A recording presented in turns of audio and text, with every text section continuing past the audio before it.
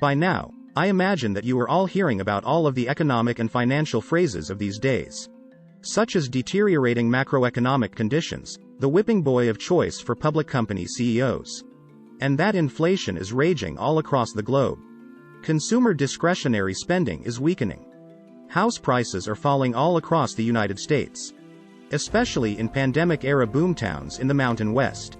And, of course, homebuilder sentiment is weakening. And that the National Association of Realtors is crying in their beer because home sales are declining. Well, all of those things are true. And that Q3 earnings in the retail segment are disappointing, especially for Target, Kohl's, Bed Bath & Beyond, and to a lesser extent, Walmart. That this past week, Home Depot and Lowe's stunned Wall Street analysts with strong Q3 earnings reports. So, what's up with that? What does it mean for retail? What does it mean for real estate? What does it mean for the economy? And, what does this mean for the future of the United States?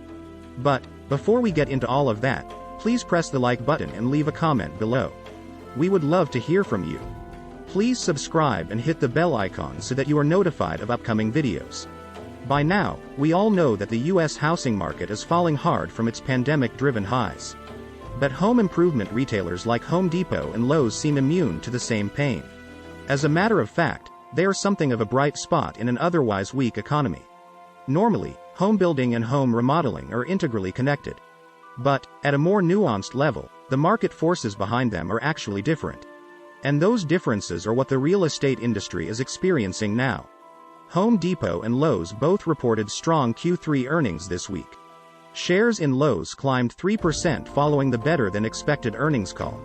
Management teams at both retailers were bullishly regarding the prospects for their business in 2023. And all of this comes amid a pronounced slump in housing prices. Home construction is also weakening significantly due to a massive jump in mortgage rates. There is an improve-in-place mentality among current homeowners right now, said Home Depot CFO Richard McPhail. Homeowners who might have wanted to sell but changed their minds because they could no longer command top dollar, McPhail continued. All we can do at this point is repeat what our customers are telling us, McPhail said. There is a dynamic we don't see much in the market. With rising mortgage rates, homeowners are staying in place, McPhail added. Keep in mind that this is still not a dumpster fire with regard to house prices. Home prices are still 11.4% higher in October than they were in October 2021, according to a report by CoreLogic. But that annual comparison has been shrinking for several months, the report continued.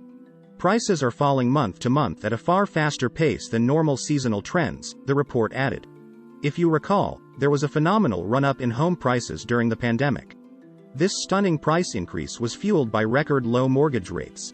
Americans also wanted to move to larger homes in suburban areas, especially if they could work from home.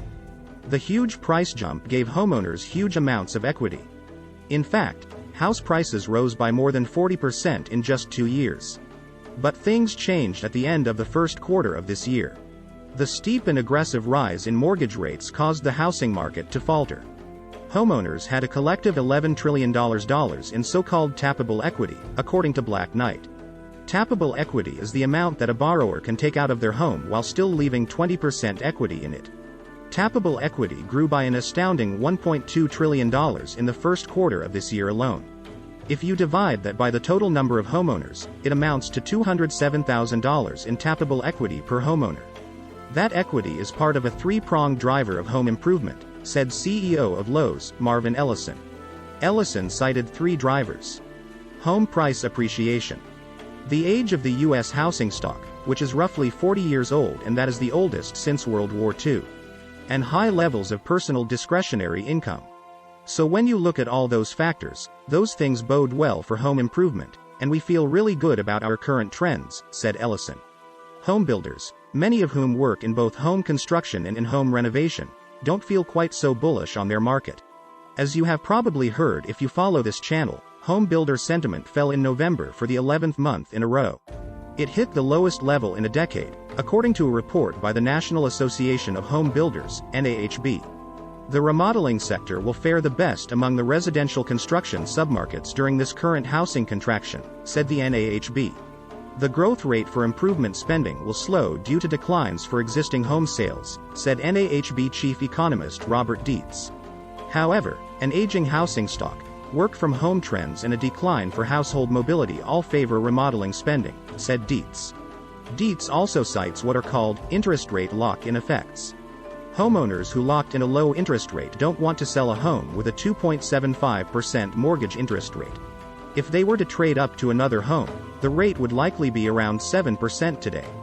The annual gains in home improvement and maintenance spending will decline sharply by the middle of next year, said Harvard's Joint Center for Housing.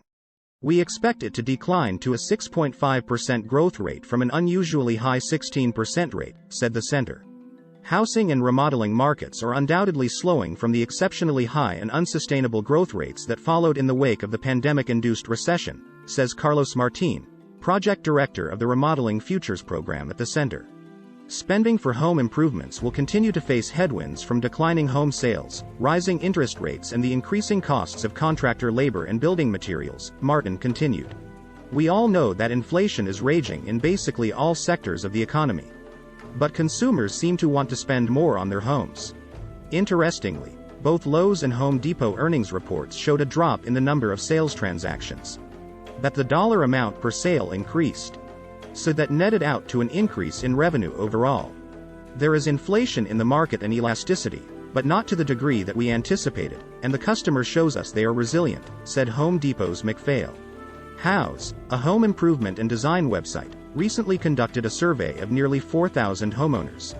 Only 1% of homeowners reported having canceled a home improvement project in 2022, said Maureen Sarkisyan, Howe's staff economist. Meanwhile, 37% completed a project in 2022 and nearly one quarter said they were planning to start a home improvement project in the next 12 months, Sarkisyan continued. Additionally, more than half of the homeowners we surveyed have no intention of selling or moving out of their current residences in the next 20 years or ever, Sarkisyan added. If you follow this channel, you already know that home builder sentiment is in the tank. Home builder sentiment for the U.S. single-family home market has now fallen to half what it was only 6 months ago. The National Association of Home Builders, NAHB, Wells Fargo Housing Market Index, HMI, is designed to gauge market conditions. This index fell 8 points to 38 in October from a level of 46 in September. The index now stands at its lowest level since 2012. The index is considered to be negative whenever it is below 50. Home builders continue to blame aggressively rising interest rates for the decrease in confidence. The index has 3 components. The current sales conditions component declined 9 points to 45. The sales expectations in the next 6 months component fell 11 points to 35.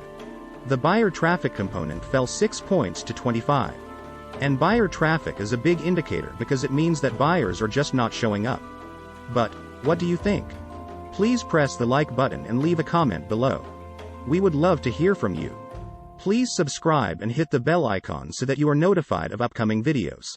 Please share this video on social media. Thank you for watching.